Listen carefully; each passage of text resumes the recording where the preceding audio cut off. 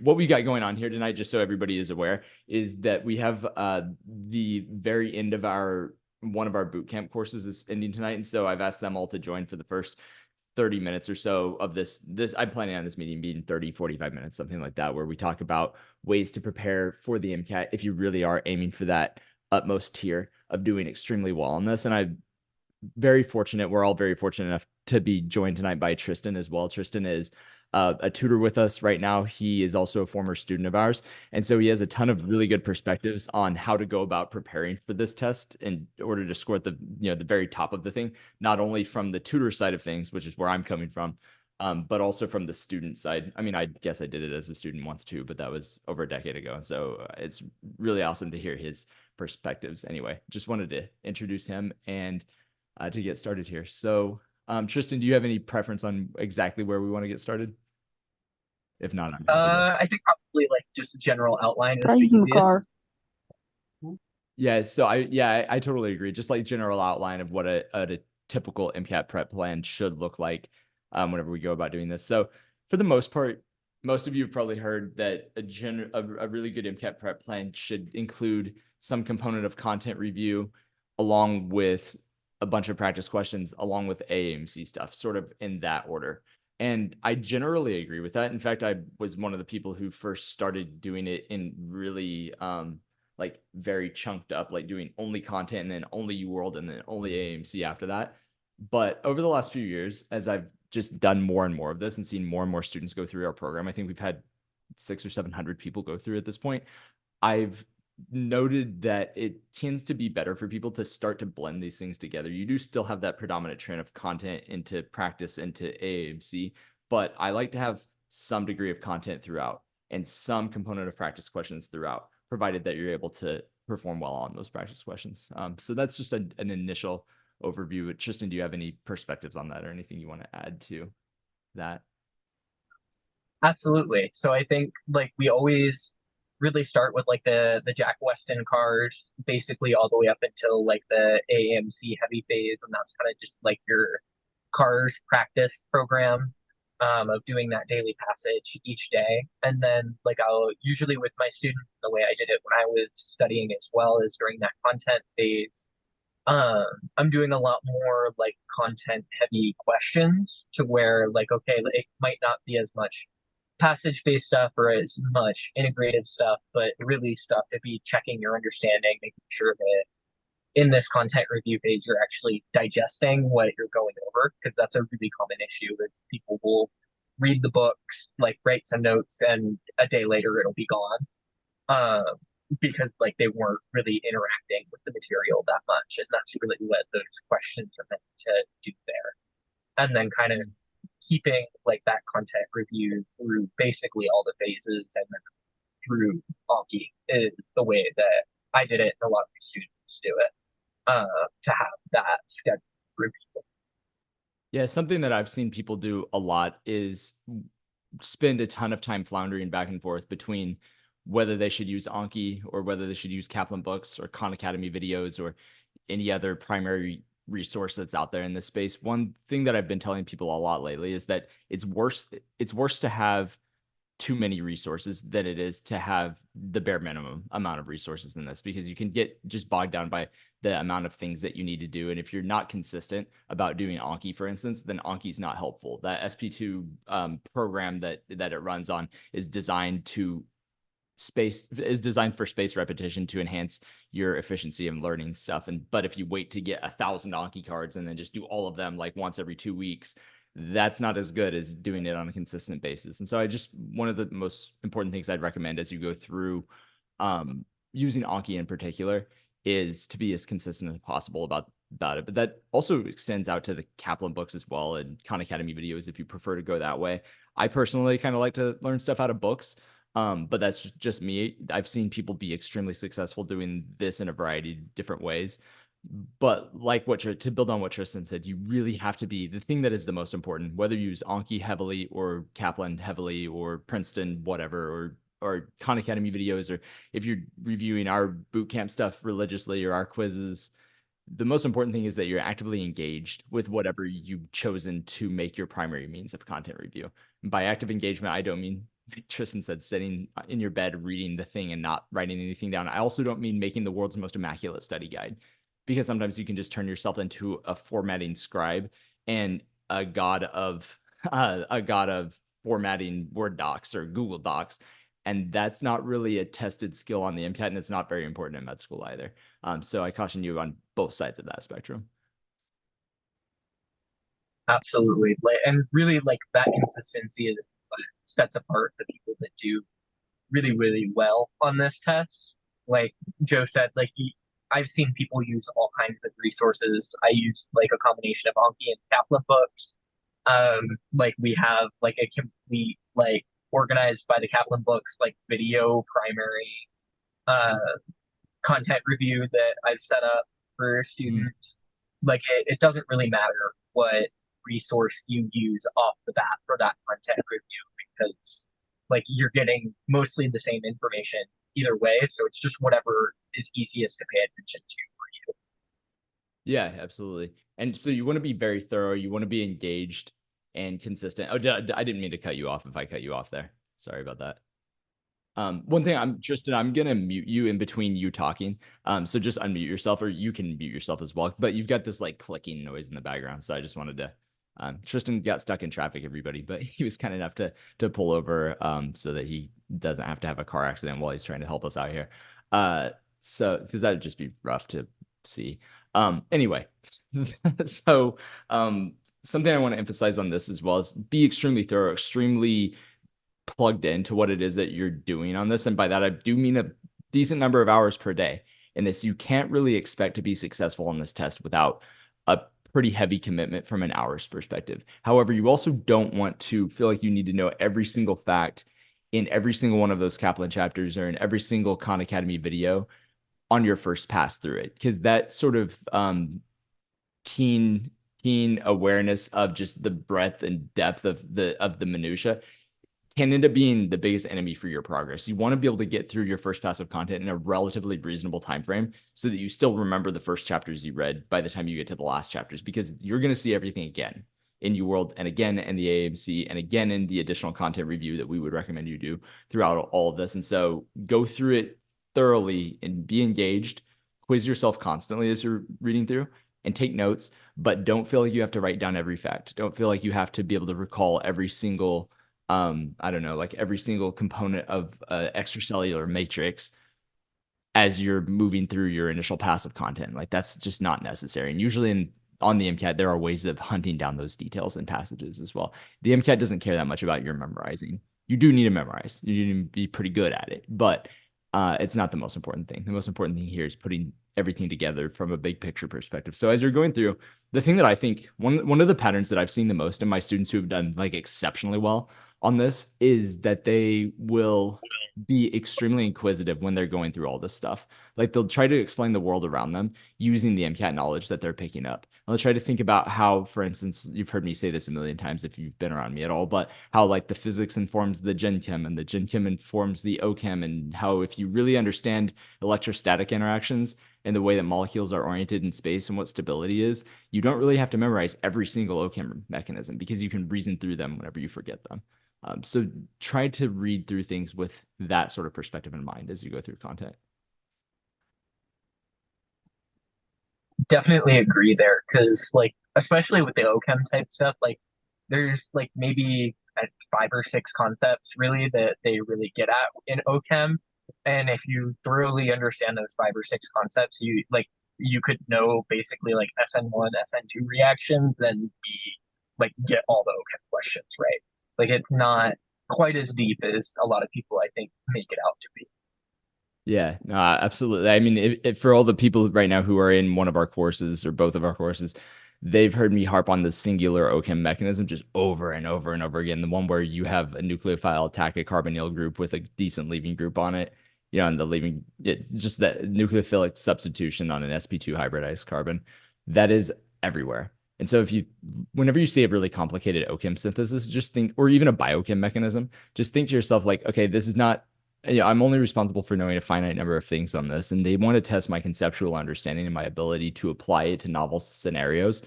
And so look for the very few really simple mechanisms that you're responsible for knowing. See how you can overlay those onto whatever complicated thing it is that they're showing you in the passage. So that's hugely important.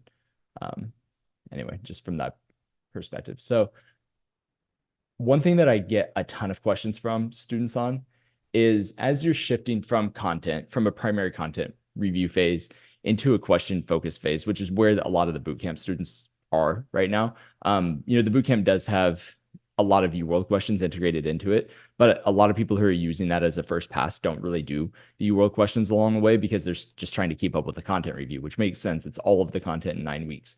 So as you're shifting phases and going toward doing more UWorld, it's really important to make sure that you're reviewing your UWorld questions sufficiently. And by that, I mean actually reviewing them. Tristan, can you speak to this, like specifically whenever you were starting to do any sorts of questions on this exam, how much time at the very beginning were you spending reviewing questions versus doing them? I'd say probably at least as long as I did the questions, most of the time, like 1.5 to 2 times as long reviewing in the beginning. Just because like you're catching where you made the mistake and then fixing that mistake. So like if it's a content error, like how are you going to fix that content error? Like, are you going to watch some videos? Are you going to add an Anki card? Is it just like a formula that you forgot? Or is it something a little bit deeper? Did you not read the passage effectively? How can you go through and read that passage differently so that you catch those facts and like Yeah, really identifying where the errors are? yeah, absolutely. Did you make a spreadsheet or anything like some immaculate spreadsheet that tracked your review? I don't remember what you did on this. I'm actually really curious. So it definitely wasn't an immaculate spreadsheet, but there Good. was a spreadsheet. Yeah. Yeah, I kind of knew the answer to the immaculate spreadsheet question. That was a leading question.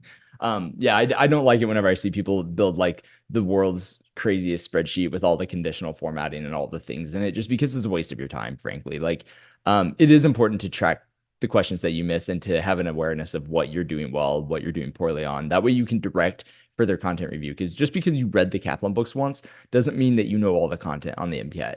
That's one of my biggest pet peeves when people say that. So don't just quit content review because you got your UWorld subscription activated.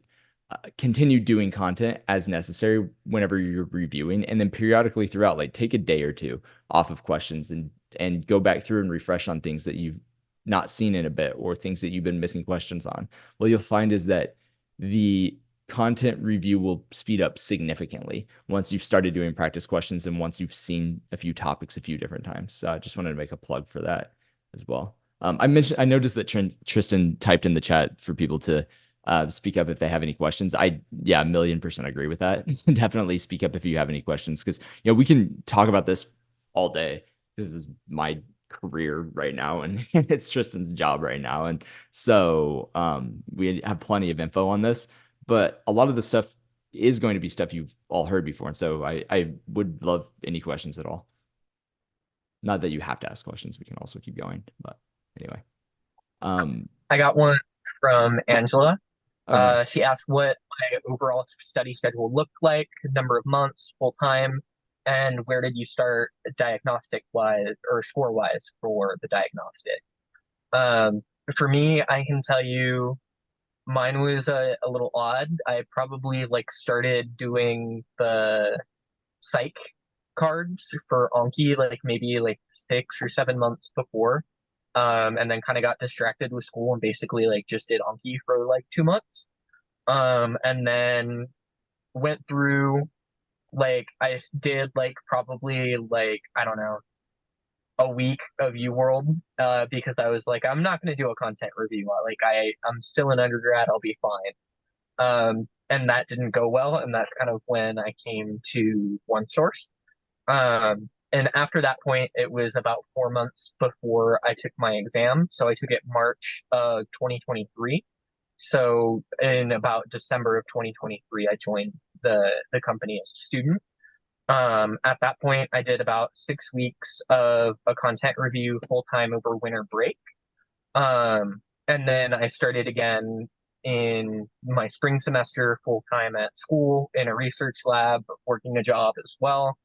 Um, and I was probably studying, I'd say 4 to 5 hours a day once the spring semester started up again.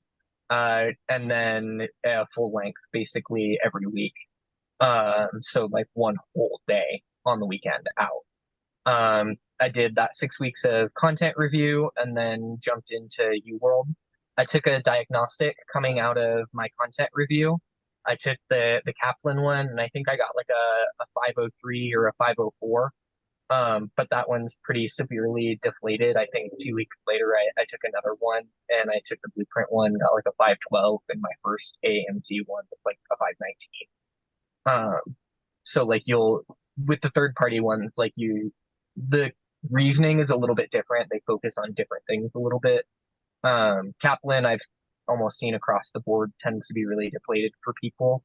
And then for the blueprint ones, I think they tend to be a little bit more content focused in the way that UWorld is.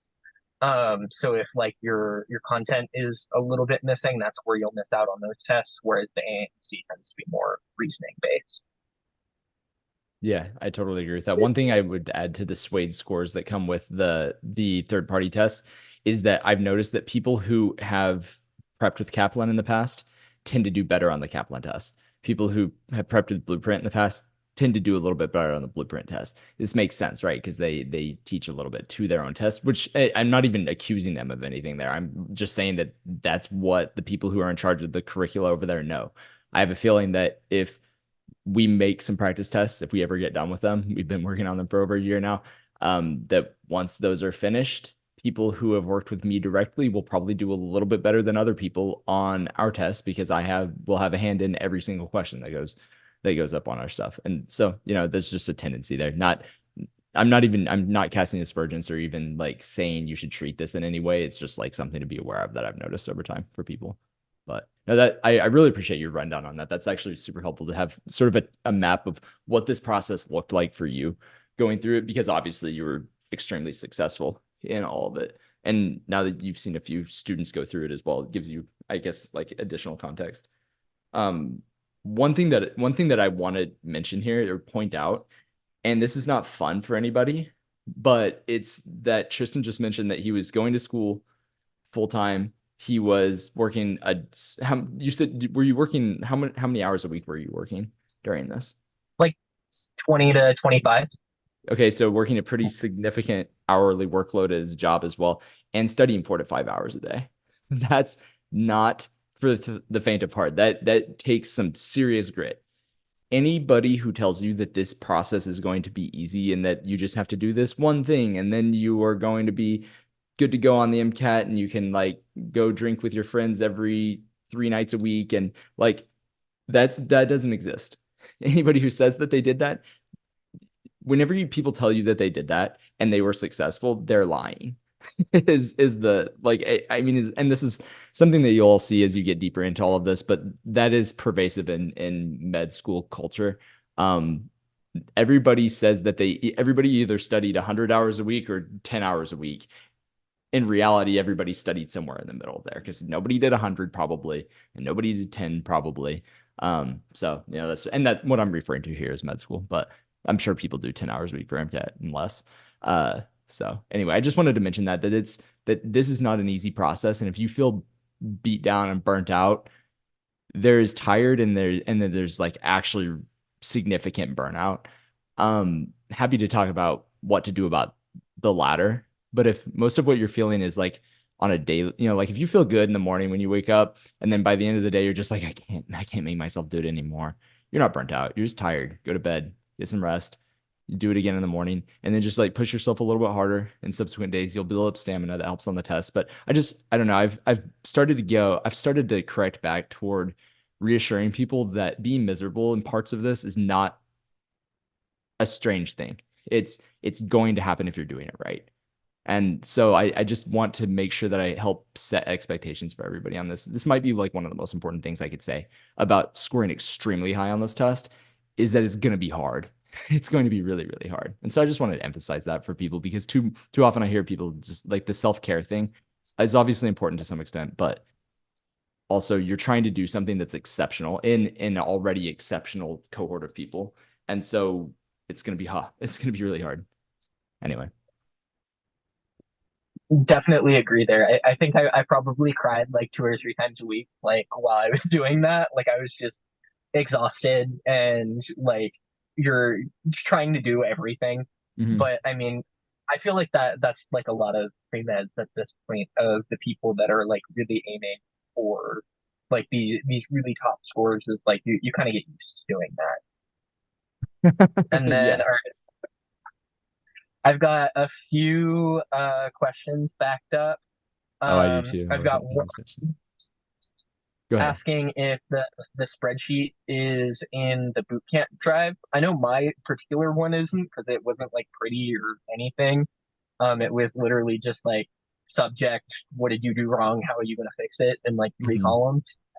I don't know, Joe, if you have like another type of question I spreadsheet. need I've been meaning to integrate it more deeply into the boot camp interface. I'm actually rebuilding the whole thing right now.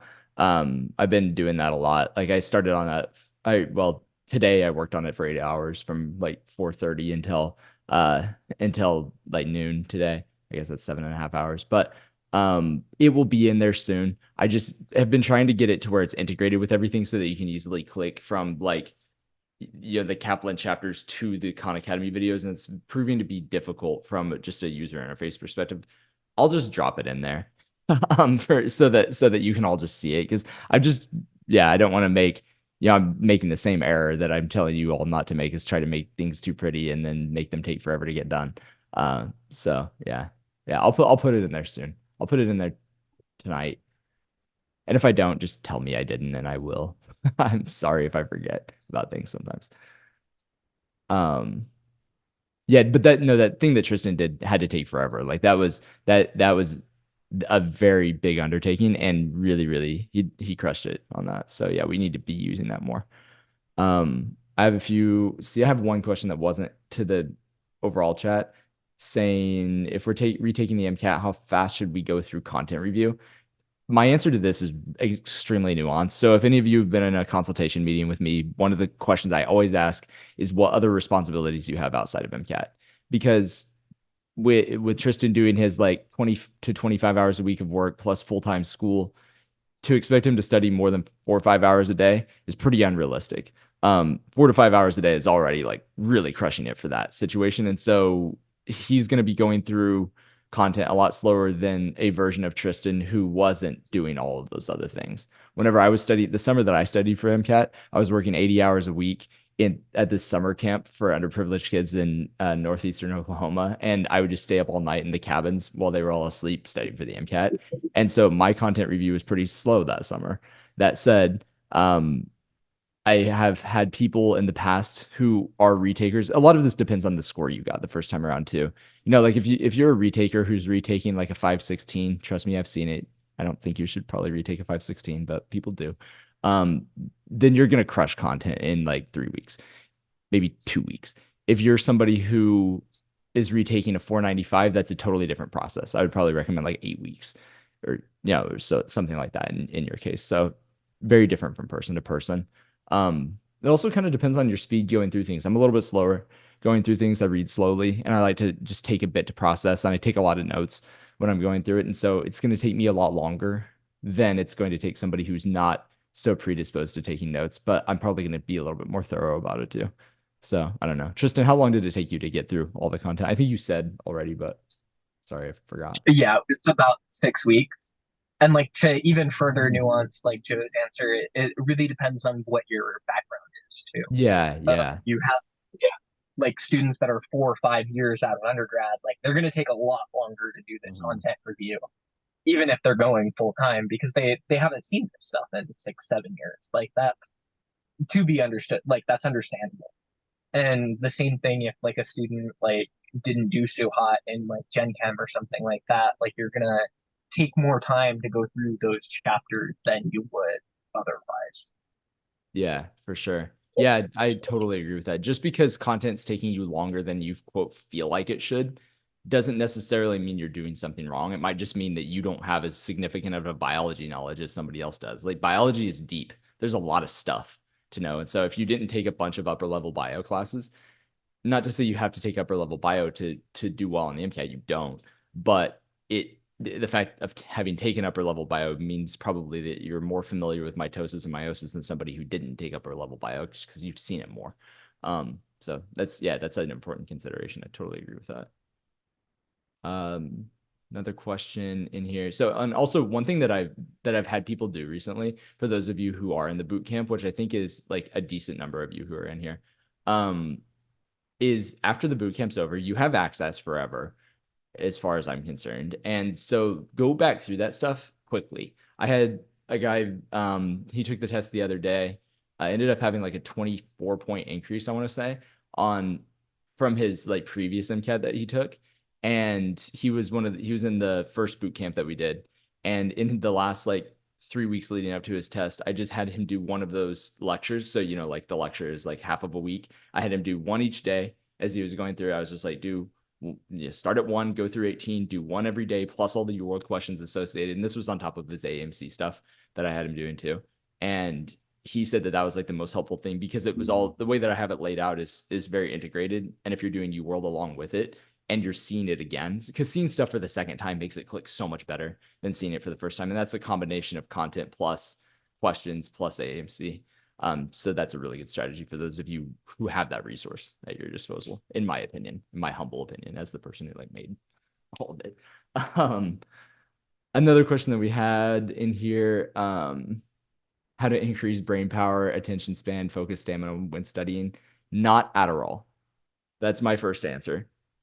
If you are prescribed Adderall, do whatever your doctor says. But like, if you don't take Adderall, don't go hunt down Adderall. Like, I don't know. Sorry, this has just been a topic lately, and so uh, it's not it's not like the Bradley Cooper movie Limitless. It doesn't work like that. It just makes you feel like that. But you're not actually smarter. You're not actually doing better. So that's something I want to mention. I would say consistency.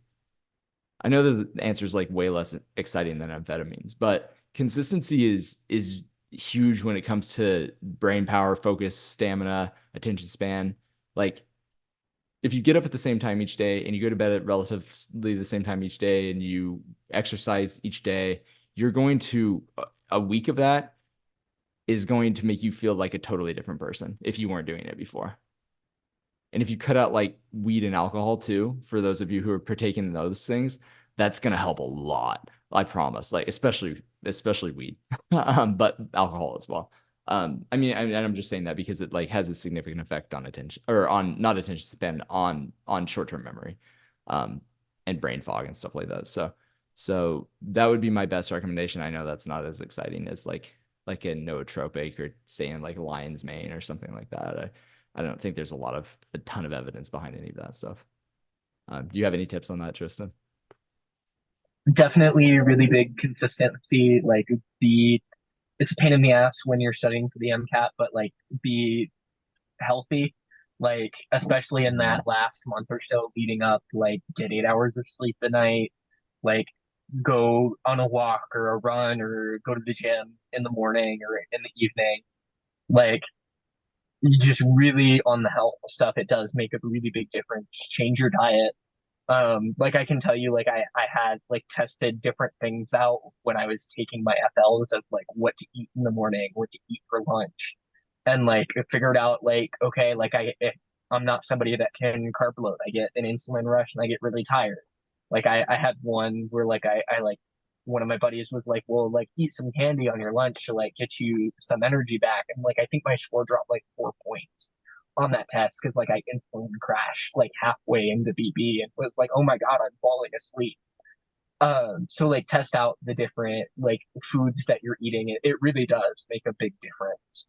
And then on top of that is you actually practice like the endurance. That's why we take FLs to go through. You practice sitting there for 7.5 hours taking a test because it's not easy, and then you do the same as you would with like a marathon. You go a little bit longer for the tests that once you're able to do that 7.5 hours really consistently, you do that 7.5 hours, and then you do another section of UWorld after you're done.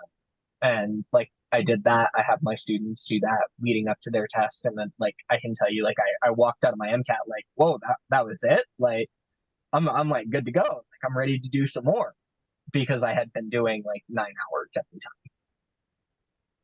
Yeah, totally agree with that. And even if you're doing shorter sections on UWorld, you can still improve your stamina. Like because sometimes I tell people to do like oftentimes I tell people to start out with relatively short sections on UWorld, like 10, 20 questions, because it's helpful to be able to review more frequently than you would be able to if you are doing 59 question sets, because you can kind of remember back to the first question you did if you did a shorter set.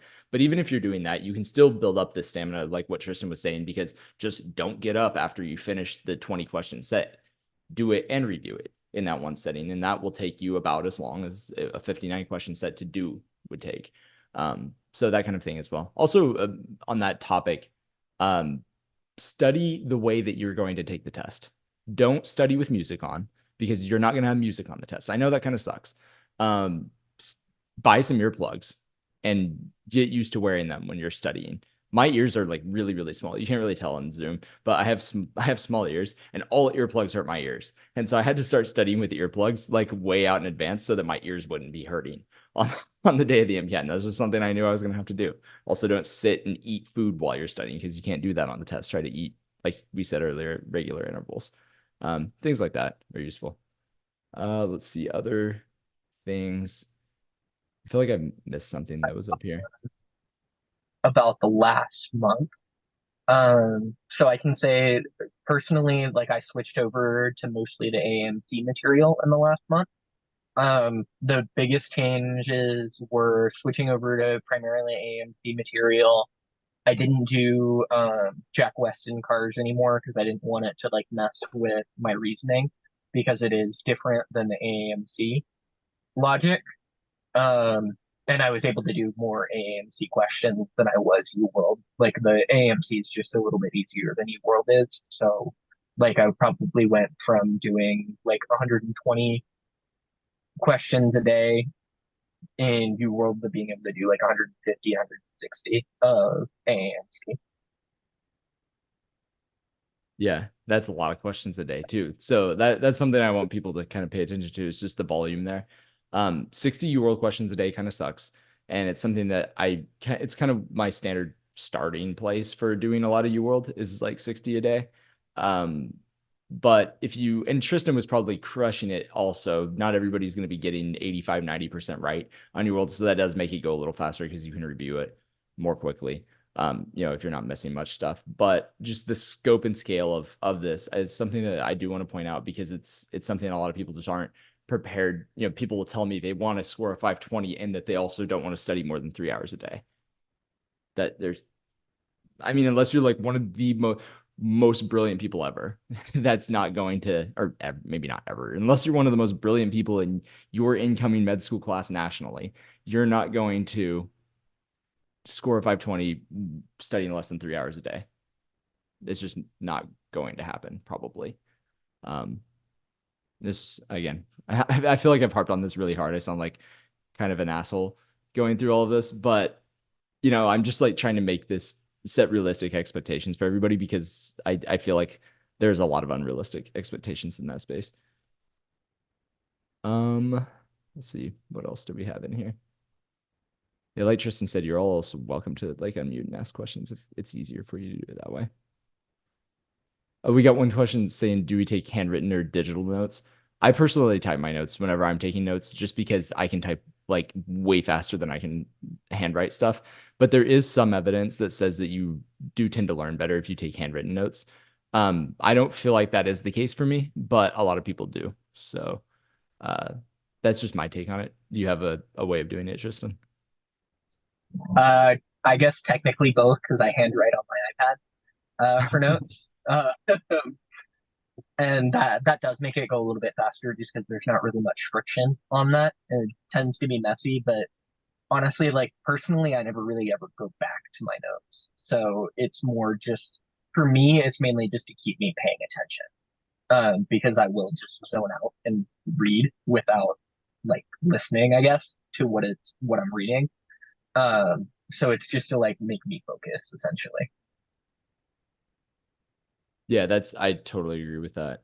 Sometimes I do go back. That's part of why I type it. I like to type in bolded list in Google Docs just because you can like indent the bullets and then kind of have some degree of organization without having to, without having to make everything beautifully formatted. Um, yeah, I mean, so that equation sheet that you all have, I typed that in 2012. Imagine what kind of a fiasco that was. Like, that's how dedicated I am to typing the notes, is that was typed in 2012. Uh, so I think that either way, it doesn't matter. It's as long as the point of the notes is getting you to synthesize all of this and to getting you to bring the stuff in, process it, and then put it out in your own words, because that's basically like three levels of interaction with the content, and it's going to make you way better at it. Sometimes I've actually talked to people who will dictate their notes, and they claim that that helps a lot because it's way faster than writing. But whenever you are forced to articulate something in your own words, and you're way more likely to do that if you're saying it than if you're just reading it and then writing it down, then that can be super useful. I know this. I know this stuff like way better now than I did before I started teaching it, which obviously I'm like way older, um, but I think that I don't know. What's your take on that, Tristan? I'm guessing it's probably pretty similar. That you probably know it better now. Yeah, I think definitely know it better now. I definitely don't have the same level of memorization that I did, Right. but Yeah. I think I can probably score in a similar range, like with like a week just to memorize the stuff again. Um, like I can tell you half the time I'm asking my students what the formulas are anymore because I don't do the Anki anymore, but I'm done. So, Yeah, exactly. Yeah, whenever I took the AMC 5 when it came out and I got a 5, that's whenever I got a 528 on it.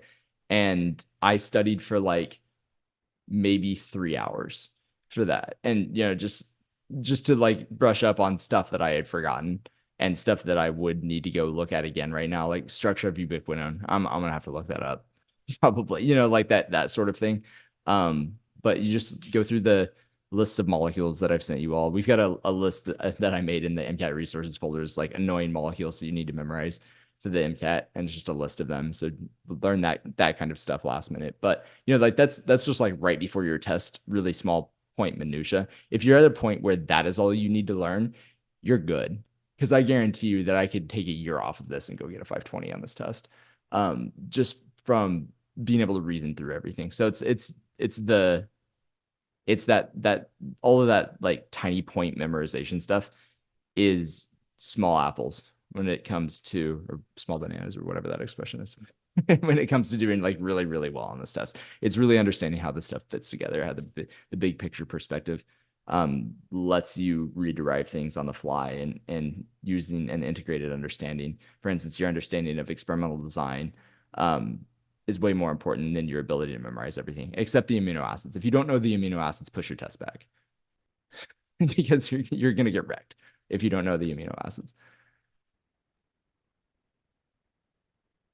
all right, I've got another one. How did you go over your AMC practice exams compared to the UWorld questions? Um, Honestly, not that different. Like it's the same idea. Like it's just, okay, what was the subject that I was doing? Then, okay, what did I do wrong? Like, did I like screw up on reading the passage? Did I miss a piece of information? Did I forget a formula? And then how I'm gonna fix it. It's pretty much the same across the board. It's the same type of question. I think I split up my like FL review into 2 days. Like I did two sections a day. And like that was really the only difference between that and my UWorld review is that like I did my UWorld review same day and I did for my FL. Yeah, that sounds pretty solid. I agree with everything you said there. My one addition to how do you review the AMC exams is sign up for the masterclass. That's my one plug. But like seriously, I think that it's pretty useful. I literally go through every section bank problem and a decent amount of the full length stuff in that, and I'll show you like exactly how I go through everything. So I find that I think that a lot of people have found that to be useful. That's the feedback I've gotten so far. If any of you are in the class and you're like, I disagree, please tell me.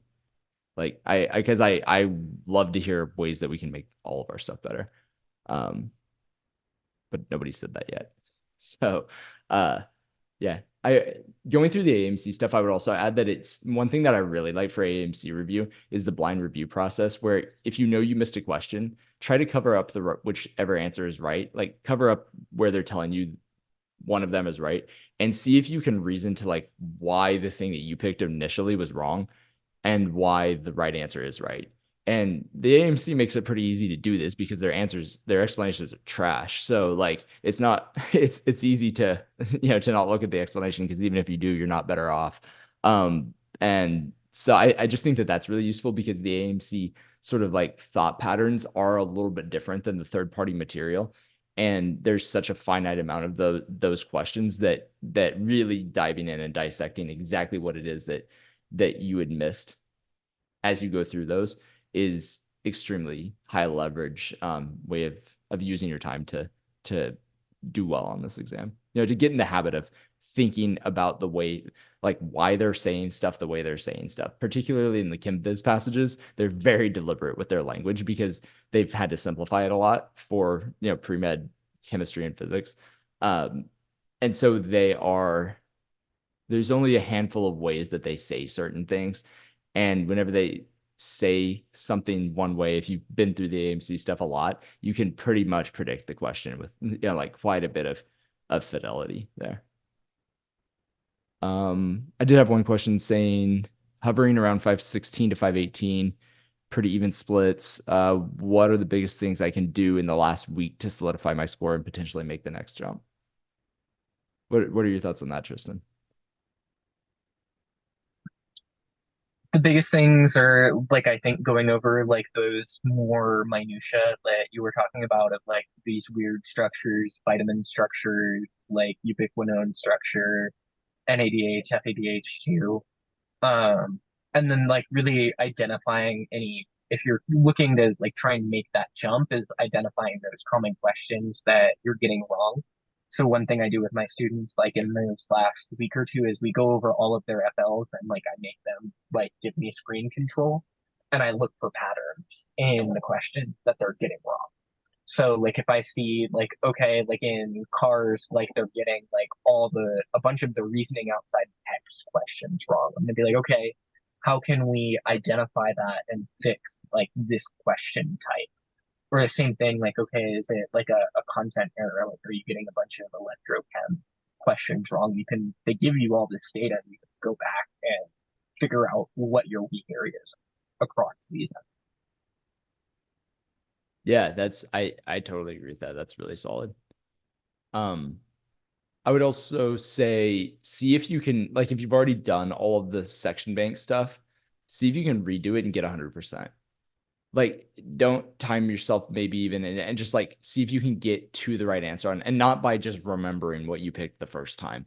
But like really being careful and reasoning through everything and just try, and then even like looking stuff up if you want to, because the act of looking it up is going to help you remember it because you're only a week out. Now, if you're a month out and you're scoring 500, don't do that because that's just going to skew your practice exam scores. I don't mean do this on the practice test. I just mean for the person who's like right at the end of the process. Another thing that I think can't be understated enough or can't be overstated is that whenever you're doing well on this, or even if you're doing moderately well on this, go into the testing center with as much confidence as you can possibly muster, even if it's outside of your character. Because, and I know that sounds ridiculous, but it helps. I promise it helps because it keeps you from panicking whenever you run into adversity. You're going to encounter adversity on the real MCAT for sure. Because there are experimental questions on there. And I don't just mean like experimental design questions. I mean questions they don't score because they're stupid questions. Um, if you freak out and have a meltdown over an experimental question that's not even going to be scored, think about how counterproductive that is. So just stay cool. And if something doesn't make any sense to you, given the knowledge you have, especially if you have like really significant knowledge, you can be pretty confident that it probably doesn't make sense to the people who you're being scored against either. And so like so much of this test is going to reward the person who's just calm, cool, collected, even keel the whole time, doesn't get too high, doesn't get too low. Both during the prep process, staying consistent, but also during the real exam itself. So I'd strongly recommend that. Obviously easier said than done, but uh yeah, just taking a deep breath at times whenever you feel like you don't know anything and saying to yourself, reminding yourself that you do, that you put a ton of time and effort into studying for this, and that all you need to do is just like move to the next question, maybe come back a little bit later, and don't let one don't let one little gap cause you to miss four questions. Just make it maybe you have to guess 50-50 on one. That's not a big deal. Can I ask a question? Yeah. So is this like advice y'all giving is if we were close to doing it, like taking the test? Yeah, that's for like, yeah, Tristan was, yeah, because the question that was asked was somebody is scoring really, doing really well about a week out. So we're talking about like last minute things to do before taking the test. No, I'm talking about the whole like purpose of the Zoom. Is it for people who are almost ready to take the test? No, not really. I mean, it's for people the I would say not really because it's, the purpose here is just talking about like things in the MCAT prep process really and how to really make sure that you get the most out of this is really what we're focused on right now. Like how to make sure that you leave no stone unturned and that you're actually investing the time and effort that you're putting into this efficiently. That's kind of what we're aiming at right now. Because I'm struggling with I read the so I know like before your Zoom classes you're supposed to do those quizzes, but Mhm. there's also quizzes in the section of are I don't think they're the same quiz.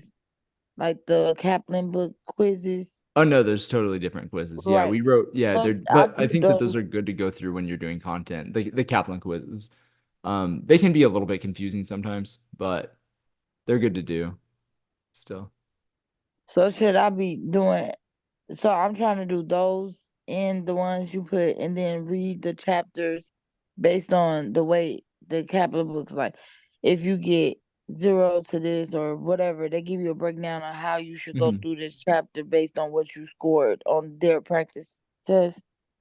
Yeah, I And think the newer Kaplan books do that. I don't think that there's anything scientific behind that. Just so you know, I think it's really just like, just them trying to give people multiple different avenues and moving through the books. I don't think that, yeah, I think you should try to get a lot out of it anytime you go through the book. And so I haven't really looked at it closely exactly what they're saying though, there in terms of like how to move through the book based on what you get on the quiz. I do recommend doing our quizzes instead of the Kaplan quizzes. Um, okay. because the Kaplan quizzes are frankly like sometimes they're like overly difficult. They're overly tricky. If you're struggling with the Kaplan quizzes, do ours. Ours are easier. Now if you're crushing ours, then go on to UWorld. But yeah, that's what I would say. Okay. So should I get UWorld now or closer to after we do the boot camp? In your case, so I know you were saying that you're struggling with those quizzes. So I would say continue doing the quizzes and wait until you're reliably doing pretty well on those quizzes and then go into UWorld. And so probably in your case, what you'll do is go through the quizzes with the boot camp. Because you're in the boot camp that just started not too long ago. So go through the quizzes that are associated with the boot camp, and then later on, like after the boot camp is over, I would recommend going back through all of it, rewatching all those videos, taking notes as you're going through. Because the second time, I think things will click better, and Mm-hmm. then do UWorld that's associated with it. That on that pass, that would be my recommendation. I think. Okay. Thank you. Yeah, I mean, you're also kind of just getting started on this stuff, so just give it time, and that's something for those of you who are like earlier in this process is like this is a grind. Like there's a lot of stuff here, and if you're starting without like a pretty significant science background, then it can feel daunting for sure, but you'll get there. Something that's really cool that happens in med school, in my opinion. I mean, it happens on this test too, but really in med school is you learn just how fast you're capable of learning stuff. It's kind of wild. Like by the time I finish up in med school, I was just like, there's no amount of information that I can't learn in 3 weeks, is what it felt like after that. And I definitely wouldn't have felt like that prior, but it just kind of shows you what you're capable of doing. It's kind of neat. But um anyway, so we are running pretty close up to the hour mark. And the next part of what I want to discuss here is actually just with the people who are in the bootcamp 3 class, which is the one who were on like whatever lecture 19, the last one, the last one plus one, because it seems like we always end up adding one at the end. And so I am going to probably shift gears into that here in the next 5 minutes. Does anybody have any last minute questions on this process though? I've got two holstered Okay, cool. from Perfect. I've got one asking, did you have a different study approach for each of the sections, like the difference between studying for Chem Phys, Psych Soc? Personally, I definitely did. I think Chem Phys is a lot more practice based than the other sections. Like there's only so much that you can read about physics, and it makes sense. Like it's just kind of completely different doing it. So like I definitely structure a lot more of my Chem Biz towards that practice rather than towards like doing okay, like read the book. Um and like Psych Soc, I didn't read the books at all. Like I literally just did Anki and practice for Psych Soc. And then I would watch videos from Khan Academy for the ones that didn't make sense. And then BB, that everybody here is probably have a decent bio background, so I'm going to assume like it's kind of how you study for all your classes for BB. Yeah, I agree with all of that. KimViz, know the units, please. Like, learn the units. It's so important. It makes it easier to learn the equations too. So strongly recommend that. Um, was there anything that you were gonna add to that? I didn't mean to interrupt you if I did. Okay, cool. I had one here asking how to get past burnout. So I think I have really good tips on this, and I think Tristan might have better tips than I do on this, simply because you know more than I do. I would say about like psychology. So my tip on getting past burnout is this, that burnout turns out there's been a lot of research published on this, that burnout is not so much a fatigue related phenomenon as it is a PTSD related phenomenon, interestingly. uh it is Burnout is usually secondary to having developed a really awful relationship with studying. Because, and what's happened here, and this happened to me for sure in med school, I got so burnt out at one point. I got so burnt out that I took a year did research between second and third year, mostly because I was burnt out. Like, it definitely boosted my resume and I got like all sorts of awards and stuff for it, but that's not why I did it. I did it because I was done. And also clinical medicine wasn't the right career path for me. You're more prone to burnout if you're doing something you probably don't need to be doing. But what happens with burnout is that you've over time been so miserable to yourself and make yourself just like continue studying more, that whenever you sit down to study, you associate it with this just like awful traumatic thing. And you will literally do anything to not study. Like, think about the stuff you've done on weeks where you're trying to procrastinate for studying for a test. Your house gets cleaner than it ever has been. You play games on your phone you wouldn't play otherwise. You watch YouTube videos you're not interested in. It's awful. And that's what burnout is, because you're afraid of studying. And so my suggestion on that is to reestablish a better relationship with studying. And this is kind of tough if you're close to your test date, but this is kind of tough if you're really close to your test date. But what I recommend doing if you're not super close to it is to uh, decide a maximum amount of time that you're allowed to study in the day. And you still should have like a to-do list of stuff that you want to get done on in the day or in the week or whatever. But tell yourself, like, I'm okay, today I'm allowed to study 1 hour maximum, no more than that.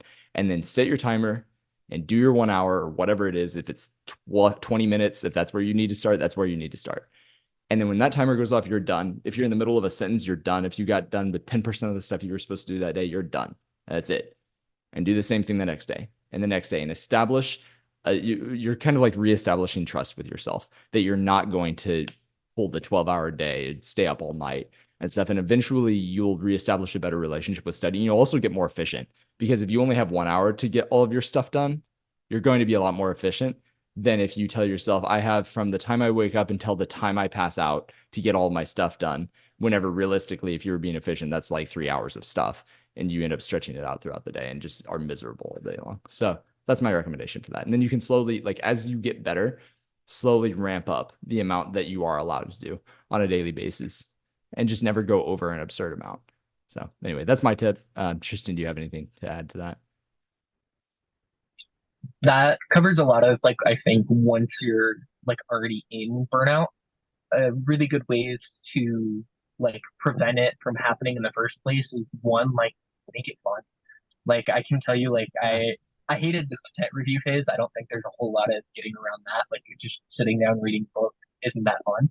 But like the question phase, like it can actually be really interesting. Like looking at this and being like, okay, like what is the passage giving me today?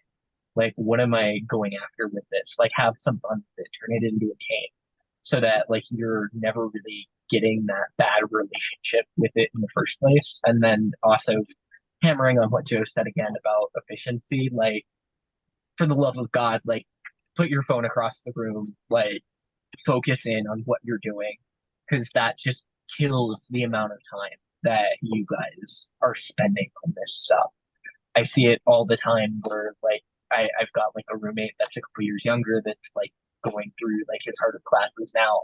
And he's like, I don't understand. I spend like 7 hours studying and like I'm not understanding it that much. And I'm like, dude, you spent like 3 hours of that like scrolling through Instagram, like at your desk. Like that's not you're not doing it efficiently. And then you're just wasting your time on something else when you could be doing something that like you could actually enjoy and recharge your battery or sleeping 8 hours a night. Yeah, I totally agree with that. I tell people all the time that I worked way harder in undergrad than I did in med school, which is true. Well, it's not really true. I thought I did. It felt like I worked harder in undergrad than I did in med school because in undergrad I banned myself from everything fun. Like when I was in high school, I didn't do any schoolwork ever. Like all I did was sports and I was our student body president and had so much fun. And I went to undergrad and I was like, okay, this is a business trip because like my family hadn't really gone to college before and I didn't like they didn't want me to go to the school. I went to the University of Kansas. They wanted me to go to like the local school because it was cheaper. Um and so when I got there, I was like, I have to crush it here. And so I didn't do anything fun. I didn't drink a sip of alcohol the whole time I was in college. I didn't go to one single party. I didn't have a TV in my apartment. Like I did just grind the whole time. Most of the time I was on Facebook scrolling through the newsfeed. Back then Facebook was the thing where everybody was. Um, when I got to med school, I just made a rule with myself. So I used my like tech stipend first semester of med school and bought a new laptop. And my rule was that on my new laptop, Facebook could not exist. I was never allowed to log into Facebook on my new laptop. I could do it on my phone or whatever. Can't do it on the laptop where I study. I went to so many parties and drank so much alcohol and had so much fun my first 2 years of med school. And I still made a 4.0 the whole way, like just like I did in undergrad. And and I had way more work to do in med school. The difference is that I just was efficient. Like I'd sit down and get stuff done and then go do fun stuff. So there's an argument to be made for a work-life balance, not just in the interest of you enjoying your life, but also in the interest of you actually being more productive too. So that's something to consider.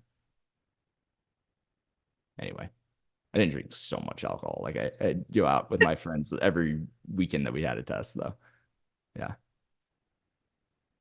All right. Then I've got another one asking how I used Anki for all the sections or just Cite, and did you use a pre-made deck?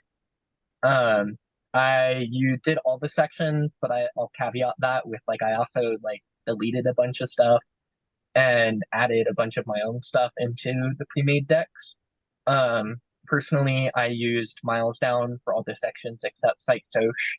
And then I used Psych Answer for You for the Psych deck, which I think most people agree is probably super overkill for Psych. I think that one has like 4 or 5 thousand cards in it on its own just for the Psych deck. Um, but like you really have to personalize it. Like I tell my students, like it's cool to use a pre-made deck, but like if you don't understand the way that they're phrasing something, or you want to add in extra notes, like interact with it, make it your own, because that's what's going to make it click for you.